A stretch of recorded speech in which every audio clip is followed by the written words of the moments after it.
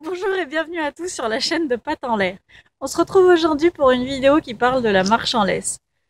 J'ai une expérience d'éducateur canin, de comportementaliste, mais aussi de pet-sitter, c'est-à-dire que je balade des chiens plusieurs fois par jour à la place de leur maître, qui ne peuvent pas pour diverses raisons, et du coup je vois des choses.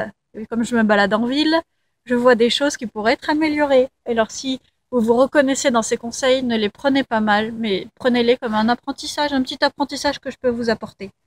Premièrement, je vois les gens qui tirent comme des malades sur la laisse de leur chien. Je peux comprendre, ça m'est déjà arrivé en cas de danger et tout ça. Hein, on a peur que son chien se fasse écraser, c'est normal, on va pas le laisser se faire écraser. Hein, en cas d'urgence, c'est normal. Mais alors, les gens qui se baladent et qui regardent pas où en est le chien et qui tirent sur la laisse et que le chien est obligé de suivre et qui n'a pas le temps de faire ses besoins, ça, on peut éviter. Ensuite, tirer sur la laisse, c'est une chose, mais des fois, la laisse est bien trop courte. La laisse est super courte, alors du coup le chien, déjà le maître est un peu comme ça quand il a un petit chien, le chien n'a pas la place pour faire ses besoins, donc le chien tire tout le temps en laisse, parce que comme elle est courte, il n'a pas d'espace vital ce pauvre chien, donc la laisse trop courte aussi. Et après, les écouteurs. Les écouteurs, ça fait un malheur. Les gens qui se baladent avec les écouteurs sur les oreilles en ville pour écouter de la musique, s'il vous plaît, attardez-vous sur votre chien. Il n'attend que de l'attention de votre part et pas que vous écoutiez de la musique en baladant parce qu'on perd tout contact avec son chien. Pareil pour les téléphones portables. Bon, moi-même, quand j'ai des coups de fil urgents à passer, je les passe en balade, oui. Mais quand je peux éviter, je le fais. Voilà. Dès que je peux éviter, dès que je peux repousser un coup de fil, c'est pas le créneau prioritaire pour les coups de fil. Donc, les écouteurs, le téléphone, la laisse trop courte, tirer sur la laisse, ça c'est des choses qu'on peut éviter. Maintenant, mes petits conseils pour vous aider à éviter cela. Pour les écouteurs et téléphones portables, laissez-les tout simplement à la maison. Vous n'en avez pas besoin avec votre chien. Restez connecté, oui, mais avec votre chien.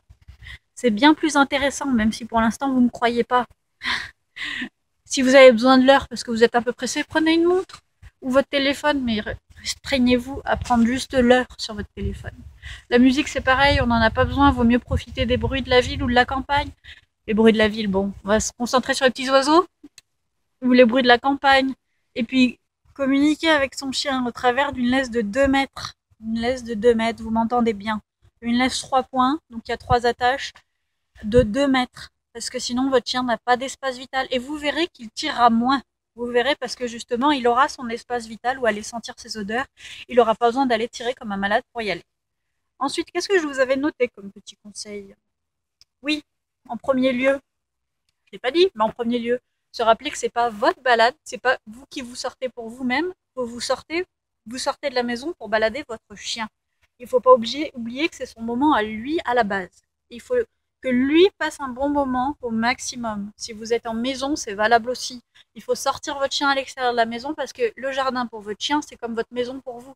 Il le connaît par cœur. Alors il faut le sortir, penser que c'est pour lui, le rendre heureux, communiquer avec son chien. Moi, je parle aux chiens que j'ai en balade. Hein. Je leur dis que c'est bien pour renforcer un peu la propreté des chiens qui sont pas très propres. Dès qu'ils font des pipis, je leur dis que c'est bien. Pour me suivre, je leur dis de venir. Il n'y a aucune honte à avoir à parler de son chien, à parler à son chien.